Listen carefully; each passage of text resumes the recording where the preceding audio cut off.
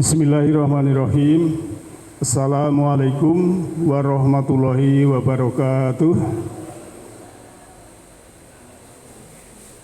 Alhamdulillah arsala rasulahu bil huda wa dil haqq liyudhhirahu ala dini kullihi walau karihal musyrikun. Asyhadu an la ilaha illallahul malikul haqqul mubin wa asyhadu anna Muhammadan abduhu wa rasuluhu rahmatan lil alamin. Allahumma sholli ala Muhammadin wa ala alihi wa sahbihi ajmain. Amma ba'd. Subhanaka la ilma lana illa ma 'allamtana innaka antal alimul hakim. Rabbi shrah li sadri wa yassir li amri wahlul 'uqdatam min lisani yafqahu qawli. Kaum muslimin wal muslimat rahimakumullah, ayah bunda yang saya hormati, jamaah Masjid Taklim Masjid Sabah binti Mut'ib pimpinan daerah Muhammadiyah Sukoharjo yang saya hormati semuanya, marilah kita senantiasa bersyukur pada Allah Ta'ala bahwa pada saat ini kita masih diberikan keberlimpahan dalam kehidupan ini, karena keberlimpahan kehidupan itu adalah implementasi kasih sayang Allah pada kita semua. Kita sudah diberikan kenikmatan materi maupun e-materi. Semua itu harus kita hargai, kita syukuri. Dan bersyukur juga berarti membuka lawan dari kufur, membuka mata hati, membuka mata jiwa, membuka mata ruhani, membuka mata batin, sehingga nur ilahi atau cahaya ilahi itu bisa masuk ke dalam jiwa kita masing-masing. Kaum muslimin wal muslimat rahimakumullah,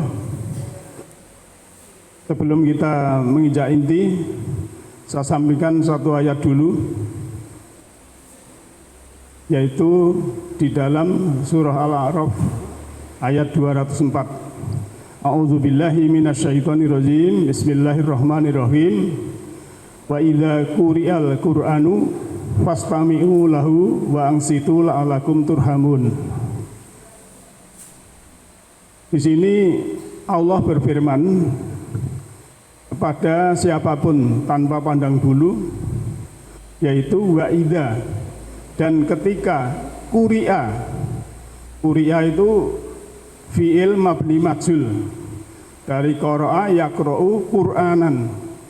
Quri'a itu artinya quri'a itu artinya adalah dibacakan, karena berbentuk fi'il atau kata kerja mabni majhul. Dan apabila dibacakan Al-Qur'an, di wa idza quri'al Qur'anu, bacakan Al-Quran, fastami'u. Ini fi'il amr. Fi'il amr itu kata kerja perintah. Dengarkanlah, pakai wawu jamak, artinya kamu semua, dengarkanlah, fastami'u, wa ansitu, dan diamlah. Jadi perintah yang pertama itu adalah mendengarkan, yang kedua diam. La'alakum, agar supaya kamu semua itu turhamun. Nah, ini juga fi'il mabni majhul, supaya kamu itu mendapat rahmat atau dirahmati. Turhamun itu artinya dirahmati, dikasih sayangi. Nah, ini kalau menurut usul fikih, kalau dipahami mafhum mukhalafah, berarti kalau tidak mendengarkan dan tidak diam, itu sama saja tidak mendapat rahmat, kan begitu. Kalau jangan ingat pelajaran usul fikih kan ada pemahaman mukhalafah, jadi redaksi dibalik. Jadi mendengarkan dan diam supaya mendapat kasih sayang kalau dibacakan Al-Quran. Sebab saya kemarin di sini ada pengajian Sabtu pagi, ibu-ibu guru sudah penceramah sudah membacakan ayat itu ramai sendiri di sana. Saya ya mikir itu. Tapi saya tidak berani ngelek ya. Biar Anda nanti ayatnya demikian kita baca, oh ternyata kalau dibacakan Quran itu satu disuruh ya mendengarkan dan diam. Paham Bu? Paham betul?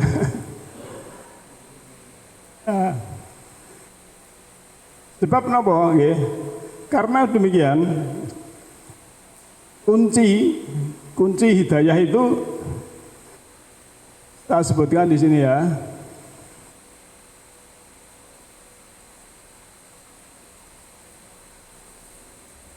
Kunci hidayah yaitu alladzina yastami'unal qaula, yaitu orang-orang yang mereka mendengarkan perkataan bayatabi'una ahsana, kemudian mengikuti yang baik. Kalau tadi surat Al-A'raf perintahnya suruh dia mendengarkan.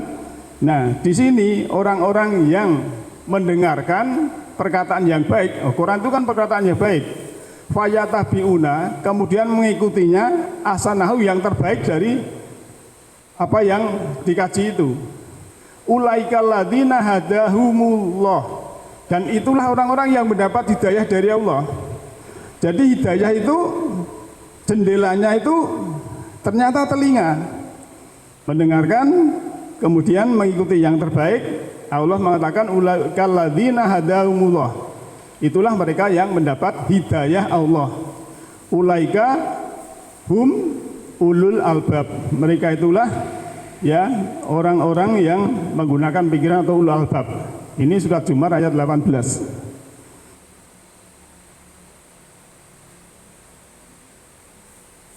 Terjadi sudah ya, ini ternyata seperti itu. Kalau kita dalam kajian dimanapun, ternyata hidayah itu lewat itu. Nah, Bapak Ibu yang saya hormati, sesuai undangan di grup kita ya, di grup takmir ya, tentang Quran ya.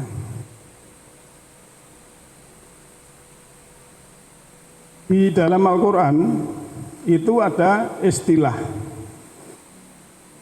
yaitu Quran Majid, Quran Karim, Quran Hakim, dan Quran Mubin, lantas Quran Azim. Nah, yang kita lihat nanti, kita cermati dari beberapa nama ini ya. Nanti misalnya Quran Majid itu ada dalam surat 85, Quran Karim itu ada di surat 15, Quran Hakim ada di surat Yasin ya. Quran Mubin ini banyak sekali, dan Quran Azim. Bahasanya seperti itu. Nah, yang Quran Majid ya, Quran Majid itu Quran yang ada di Lauh Mahfud. Jadi Allah itu punya program ya, sebuah program untuk alam semesta dan manusia. Programnya itu kita tinggal melaksanakan sesuai itu. Misalnya programnya Allah itu bahwa jin dan manusia, manusia dan jin itu diciptakan untuk beribadah. Wa ma khalaqtul jinna wal insa illa liya'budun, untuk mengabdi. Itu programnya. Lantas dalam pengabdian ini ya, ada namanya manasik atau cara ibadah. Kemudian dalam program itu ada berkaitan dengan semesta yang lain atau orang yang lain. Misalnya kalau perintah sholat mesti ada zakat. Kalau sholat tapi malah celaka karena dia tidak ngurusi anak yatim, tidak membirakan orang miskin. Ini ada program, namanya program-program itu. Kemudian kalau program jiwa manusia sendiri, manusia diberi fisik, jasmani, kemudian di situ ada jiwa dan roh. Ibaratnya kalau fisik itu ya komputer ya, ini hardware ini yang kelihatan ini. Kemudian jiwanya itu aplikasi-aplikasi. Kemudian rohnya itu listriknya. Jadi kalau kita punya laptop ya, tidak ada jiwanya istilahnya, tidak ada aplikasinya, ya tidak bisa untuk apa-apa, cuma hidup mati gitu. Apalagi ada aplikasi ya, tapi tidak ada listriknya juga mati. Maka tiga-tiganya itu ya, jasmani, kemudian jiwa dan roh. Seperti laptop ada ini hardware, kemudian ada softwarenya, kemudian ada listriknya. Nah, Allah punya yang namanya Quran Majid, Quran yang ada di Lauh Mahfuz, itu semua program oleh Allah di ada istilah master file-nya. Ada master file-nya. Nah, kalau manusia itu termasuk ya, kita semua itu diberi, kalau menurut surat Isra ayat 13-14, itu kan kita semua secara abstrak leher kita ini diberi kitab rekaman. Jadi kalau namanya kitab itu jangan kita konotasinya hanya ke buku saja. Kitab itu artinya ketetapan. Jadi ketetapan ya untuk manusia itu di dalam dirinya itu ya, kullu insanin alzamnahu itu dan seterusnya. Jadi diberikan kitab atau sebuah tempat untuk merekam perbuatan kita. Kalau rekamannya baik namanya iliyin, kalau buruk sijin. Itu dalam surat 83 bisa dibaca, disebutkan. Nah, program-program ini termasuk ya kematian kita ya. Kematian kita ini juga di situ tiap manusia diberikan program. Kalau penjelasan baca surat 39 surat Az-Zumar ayat 42 bahwa Allah itu memegang jiwa orang yang tidur dan jiwa orang yang mati. Tapi orang yang tidur dikembalikan sampai dia nanti bangun. Nah, ini proses mati dan tidur sama, karena jiwanya dipegang oleh Allah. Rohnya dan fisiknya itu ada, tapi jiwanya itu, anfusnya dipegang oleh Allah. Nah, yang namanya dipegang itu karena kasih sayang Allah. Jadi waktu kita tidur, itu jiwa kita dipegang oleh Allah. Itu program Allah di Al-Mahfuz, yang Quran Majidnya. Lantas, kalau kita sudah bangun, itu dikembalikan lagi. Maka bagi kita umat Islam, kalau mau tidur kan suruh berdoa. Supaya apa? Kesadaran kita waktu mau tidur itu dalam keadaan hening, dekat dengan Allah, tidak punya beban, sehingga nanti tidur itu bangunnya baik. Tapi kalau mau tidur punya beban, punya masalah, apalagi punya kotoran jiwa, mimpinya saja mimpi di uber-uber anjing, diuyak-uyak malampir, ini kan jiwa-jiwa yang. Tetapi kalau mau tidur ya berdoa, kemudian bersih, tadi tidak punya masalah dengan orang lain, tidak punya sesuatu yang mengganjal, tidur nyenyak, nanti juga bangun itu kesadarannya seperti waktu tidur. Maka para ahli itu, Bapak Ibu sekalian, untuk panjang umur itu urutan 1 sampai 8, yang atas 2 itu 1 adalah tidur nyenyak. Bahkan olahraga itu nomor 8. Jangan olahraga terus tapi tidurnya tidak nyenyak, kurang tidur, ya sakit. Maka tidur nyenyak yang nomor 2 itu pikirannya bahagia. Ya, kenapa bisa bahagia? Ya kita kembali Quran, kalau surat Toha ayat 2 itu kan kami menurunkan Al-Quran supaya kamu tidak susah. Artinya petunjuk Allah itu supaya kamu itu tidak susah. Tidak susah kalau dibalik kan gembira. Dengan adanya petunjuk itu menjadi gembira. Inilah program-program Allah yang ada di Quran Majid. Lantas yang kedua, Quran Karim ya.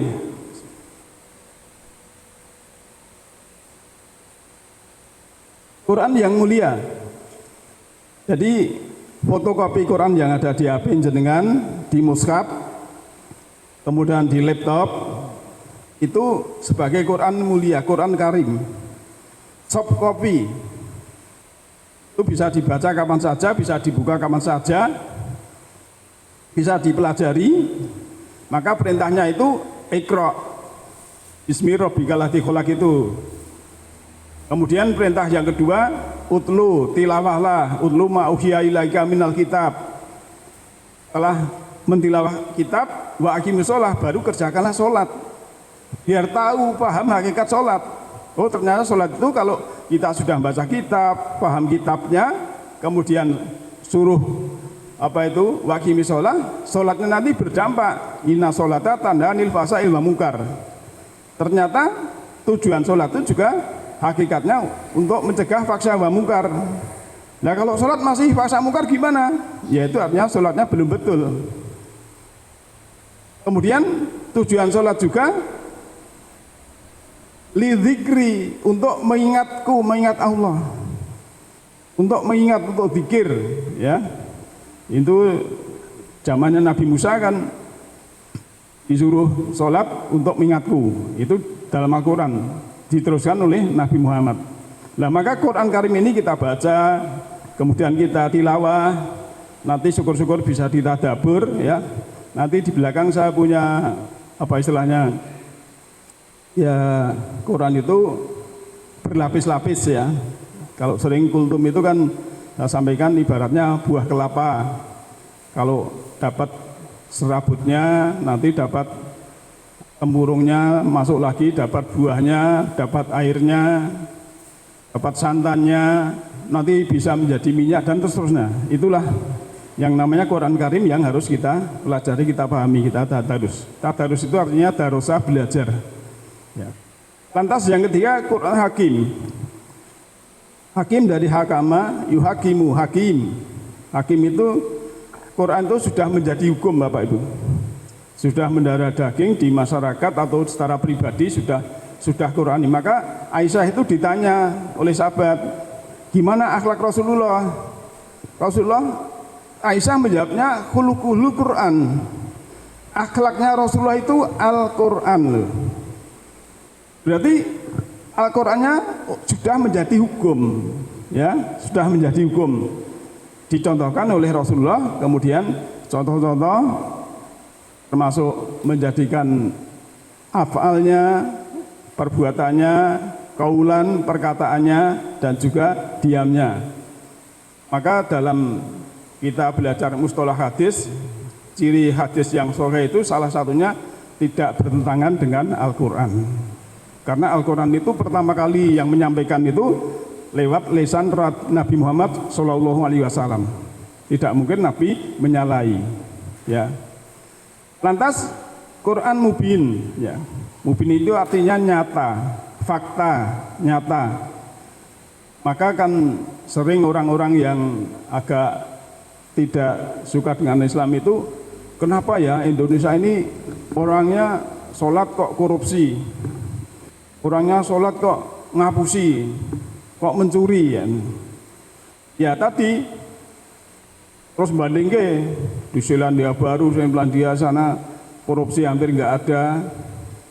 Kalau bawa motor saja di tempat parkir itu kuncinya tidak dicabut. Lawang sini ya dicabut, dikunci setengah aja hilang. Ini gimana ini? Maka disinilah sebetulnya yang program Allah tadi, ada orang-orang yang menumbuhkan di dalam jiwanya. Allah itu juga memberikan namanya furqan di dalam diri manusia. Itu mana baik, mana buruk itu tahu. Ya mungkin karena kita pendidikan karakternya salah. Ya, kalau katanya kalau di Jepang itu anak-anak kecil, PAUD itu sudah diajari hormat, kemudian disiplin, lalu lintas, di rumah juga disiplin, sudah nyuci piring sendiri, nyuci gelas sendiri, kemudian kalau di tempat lain lagi, ya mungkin lebih baik lagi dan lain sebagainya. Itu sudah Quran mubin, karakter itu penting. Ya, termasuk kita juga harusnya Quran itu Quran mubin, Quran yang nyata. Nyata kita implementasikan. Maka tidak boleh kita itu kalau dengan orang lain ya, baca Quran itu untuk nuding sana nuding sini ya. Kita belajar Quran itu sama-sama. Kalau saya membaca diri sendiri di rumah atau ini untuk diri saya, bukan saya menuding sana. Misalnya seperti tadi, fastami'u lahu wa ansitu ya.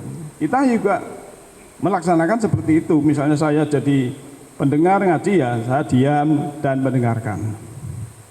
Lantas yang terakhir, ini Quran Azim, Mbak. Jadi Quran Masjid, Quran Karim, Quran Hakim, Quran Mubin ini namanya Quran Azim, Quran yang agung, ya. Agung itu Quran yang besar, yang istilahnya bahasanya memang Azim, ini isim azam, ya, isim azam. Jadi ini sebagai prolog, dan Bapak Ibu juga, oh ternyata seperti itu ya.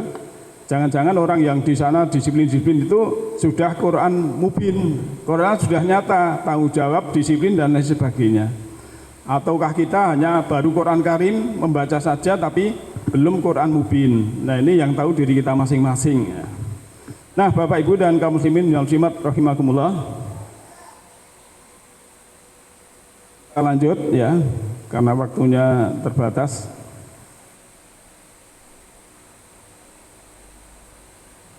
Tadi saya sebutkan bahwa dalam surah 96 ya, itu ada ngalamal insana malam ya'lam.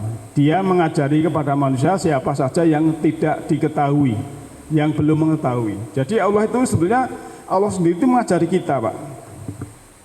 Istilahnya kalau kita ini sudah menghadirkan pusat semesta di dalam diri kita ya, dalam diri jiwa kita ini kan ayat, di ufuk juga ayat, di semesta juga ayat. Nah, antara jiwa kita dan semesta ini simetri. Kalau jiwa kita ini sudah ada pusat semesta, sehingga kita itu mudah menerima yang namanya ilmu dari Allah. Kalau bahasanya awam itu ilmu laduni. Jadi pintar tanpa belajar, cerdas tanpa berlatih. Itu yang dialami oleh para rasul, para nabi, tidak di bangku akademik, tidak di bangku sekolah, tidak kuliah, tapi segala ilmu dia tahu. Kuncinya hati bersih, kemudian yaitu tadi kesadarannya tinggi. Nah, ini yang tingkatan ini yang kita harus latihan ya, harus latihan. Maka dalam surah Al-Baqarah ayat 269 itu kan Allah yutil hikmata mayasya. Allah menganugerahkan al-hikmah, kefahaman yang dalam tentang segala sesuatu kepada siapa yang hendaki, mayasa. Dan barang siapa yang dianugerahi hikmah, ia benar-benar telah dianugerahi karunia yang banyak. Dan hanya orang-orang yang berakalah yang dapat mengambil pelajaran ya. Nah, itu bisa dibaca sendiri surah Al-Baqarah ayat 269. Jadi kalau orang itu dikaruniai hikmah oleh Allah, dia itu mendapat sesuatu yang banyak, hal-hal yang istilahnya menjadikan hidup ini hidup yang terarah. Ini ada ayat ya, oh ini surah Al-Kahfi ya. Alhamdulillahilladzi anzala ala abdihil kitaba wa lam yaj'al lahu iwaja. Kembali tentang Al-Quran tadi, bahwa segala puji bagi Allah yang telah menurunkan kepada hambanya Alkitab Al-Quran dan dia tidak mengadakan kebingungan di dalamnya. Jadi tidak ada dalam Al-Quran itu makna-makna yang berlawanan dan tak ada penyimpangan dari kebenaran. Jadi yang namanya Al-Quran itu apa itu? Tidak bertentangan dengan ilmu pengetahuan, tidak bertentangan dengan akal pikiran manusia, tidak bertentangan dengan fakta ya. Itulah Al-Quran yang istilahnya tidak ada apa itu iwaja. Kemudian tingkatan belajar Al-Quran, satu, kayak kita tadi sudah mengetahui tentang Quran Majid, Quran Hakim, Quran Mubin ya, dan seterusnya tadi. Yang pertama adalah translasi ya, menggeser bahasa untuk diterjemahkan. Setelah kita membaca Arabnya ya, misalnya kita membaca ayat kursi, Allahu la ilaha illa huwa dan seterusnya misalnya. Ternyata di situ ada kata-kata kursiyuhus samawati wal ard. Sangat luas wilayah kekuasaan Allah. Diterjemahkan, oh Allah itu kekuasaannya sangat luas, wasi'ah. Nah, setelah itu kita kedua interpretasi. bisa menjelaskan dengan bahasa kaum dan menganalisakan. Kalau tidak dijelaskan kan kadang tidak tahu, Pak. Seperti tadi misalnya kalau kita membaca ayat yang lain misalnya, Syahrul Ramadan alladzi unzila fihil Qur'an. Lah sing jelaske wong desa ora mudeng kuwi apa? Padahal bulan Ramadan diturunkan Al-Qur'an gampangane. Oh, baru ngerti misalnya seperti ini. Ini jadi sudah diinterpretasi, bisa dijelaskan dengan bahasa kaum dan dianalisakan. Ayat 1 dijelaskan oleh ayat yang lain ataupun dengan keterangan Rasul yang bisa ada korelasinya. Kemudian yang ketiga adalah ekstrapolasi. Jadi di sini sudah masuk pemahaman yang mendalam, bisa menjelaskan konteks dan konsep ayat dan mentransformasikan ke orang lain. Sudah memberikan pencerahan. Karena Al-Quran itu bahasa jiwa, bahasa langit, bahasanya itu bahasa Tuhan, dan banyak sekali hal yang mengandung konsep dan konteks, Pak. Contoh ngenten nggih. Bahasa Jawa mawon wonten istilah atau bahasa Indonesia bunga desa. Bunga desa ini kalau dipahami bahasa kamus, ya, bunga itu kembang, desa itu kembang desa. Ini namanya baru konsep. Nah, untuk ya kontekstualnya baru dimengerti, memerlukan penjelasan. Bunga desa itu ternyata gadis cantik yang ada di desa. Kalau di keraton namanya Sekaring Kedaton. Dan dipahami bahasa kamus tidak sesuai apa yang dikehendaki oleh bahasa itu. Termasuk Quran juga begitu. Kadang ada ayat-ayat yang kontekstual, harus dipahami secara kontekstual, tidak hanya dipahami secara tekstual. Ini perlunya kita mengekstrapolasi, sehingga Al-Quran itu kan luas sekali. Ilmu Allah itu ya luas tanpa batas, maka kita tidak membatasi diri dalam kita belajar tentang kandungan Al-Quran. Kalau ada perbedaan tafsir itu ya tidak masalah. Yang penting jangan menyalahkan orang lain, ya. Seperti misalnya tentang mulai siam, ada yang hari Rabu, ada yang hari Kamis. Nah, kalau pedomannya itu jelas, yang hari Rabu itu pakai ru'yah atau hilalnya itu pakai global. Kalau dalam bumi ini sudah ada hilal, ya walaupun di tempat rumah kita belum ada, kita ikut. Misalnya itu. Yang satu harus lokal, harus lihat dulu. Kan landasannya beda. Maka kalau sudah landasannya beda, tidak boleh menyalahkan yang lain. Yang kita yakini mana, jangan menuding yang lain itu salah. Inilah konsep dari sebenarnya Al-Quran. Maka kita dalam beragama ini jangan suka berdebat, Pak. Debat itu mengeraskan hati.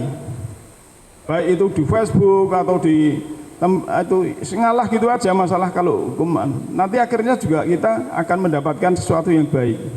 Maka kan dalam sejarah Rasul itu siapa yang menghindari perdebatan, saya bikinkan rumah di surga, kan gitu. Jadi disitulah sebenarnya hal-hal yang berhubungan dengan Al-Quran dan apapun, ternyata Allah itu memberikan keluasan yang sangat luar biasa.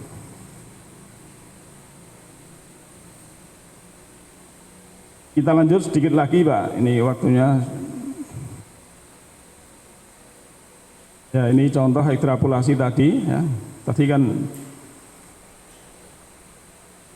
jadi menyadarkan orang kepada jalan pulang menuju Allah. Misalnya ini, kalau ada orang meninggal itu mesti mengatakan innalillahi wa inna ilaihi rajiun. Nah, ini supaya orang lain tuh paham itu bagaimana, ya. Ini kan perlu penjelasan, perlu ekstrapolasi, dielaborasi ayat itu supaya orang itu jelas. Kalau cuma innalillahi wa inna ilaihi rajiun kembali kepada apa? Kepada Allah, ya itu semua itu. Tapi kan perlu diekstrapolasi. Misalnya wong desa supaya ngerti ayat innalillahi, Bu, Pak, kula riyin lan panjenengan niku wektu ten garwa gua garbone ibu ditiupkan yang namanya roh. Surat Hijr ayat 29. Lajeng wonten mriku kula panjenengan dados bayi. Ning sakderenge niku wektu enten alam mriku sampun Allah sampun janji, sampun nakeni alastu birabbikum qalu bala sahidna. Kita pun berjanji. Lah mila waktu medal niku dados bayi, tidak tahu apa-apa, tidak punya apa-apa, tidak bisa apa-apa dan bukan siapa-siapa. Masih bersih. Dan niku mengke nek bali teng Gusti Allah, rojiun niku nggih kados niku. Ampun waktu bayi nganti ajeng sedo niku diiseni hal-hal yang menodai jiwanya, mengotori jiwanya. Maksudnya ngoten dijelaskan ngoten ora Guru. Innalillahi nggih, kabeh mati nggih, mati. Tapi kan ya kita harus mengetahui oh ternyata seperti itu. Terus ibaratnya sering saya sampaikan ibaratnya awal itu sama akhir itu tidak kelihatan. Kados jam itu kalau dari jarum 12 itu kalau berputar nanti jarum ini ke tempat 12 tidak kelihatan mana awal mana akhir. Seperti jiwa manusia itu kalau tadinya lahirnya bersih kemudian bersih kan tetap bersih. Mila Bapak Ibu sekalian, nah Idul Fitri niku kan dikandake kaya bayi lahir. Seperti bayi lahir ngoten nggih. Bayi lahir niku ya itu tadi tidak tahu apa-apa, tidak bisa apa-apa, tidak punya apa-apa dan bukan siapa-siapa. Artinya sudah egonya sudah hilang, pamernya harta benda sudah hilang, merasa pinternya sudah hilang. Ya, itu seperti bayi seperti itu, bukan hanya ya seperti bayi gitu aja. Ini namanya ekstrapolasi, menjelaskan penjelasan yang bisa kalau bahasa Al-Qur'an itu kan itu innamal mu'minuna alladzina idza dzukirallahu wajilat qulubuhum wa idza tuliyat ngalaihim ayatahu yadatuhum imana. Nah, ini yang saya garis bawahi yang ciri orang beriman itu wa idza ya tuliyat. Ya, ini bahasanya tuliyat. Ditilawahkan ayatuhu zadathum imanan. Jadi kalau diekstrapolasi ayat, dielaborasi ayat, dijelaskan ayat, difahamkan ayat, kemudian zadathum imana, bertambah imannya, bukan hanya dibacakan. Maka perlunya kita ya seperti itu dalam kita belajar nanti. Maka dari itu Bapak Ibu sekalian, menjelang Ramadan nanti tadarus juga kita pahami supaya kita itu mendapatkan pencerahan. Setelah mendapatkan pencerahan ya ada perubahan. Kuncinya mendapatkan pencerahan itu ada perubahan. Misalnya yang tadinya ngaji suka omong dewe, ternyata setelah ada perubahan, ada pencerahan sedikit saja itu sudah luar biasa apresiasi dari Allah Ta'ala. Bapak Ibu yang saya hormati, sebetulnya ini baru 1/4 dari topik, tapi karena kita waktunya juga terbatas dan saya juga mohon maaf ini karena maraton, jadi jadwal bulanan, jadwal lapanan, jadwal mingguan 3 malam berturut-turut. Jadi saya juga perlu istirahat. Semoga yang sedikit ada manfaatnya. Yahdillahu linurihi mayasa, Allah memberikan cahaya sentaruhani kepada siapa yang kehendaki. Siapa yang kehendaki adalah orang-orang yang berkehendak. Nasrun minallahi wa fadlun qarib. Alhamdulillahi rabbil alamin. Assalamualaikum warahmatullahi wabarakatuh.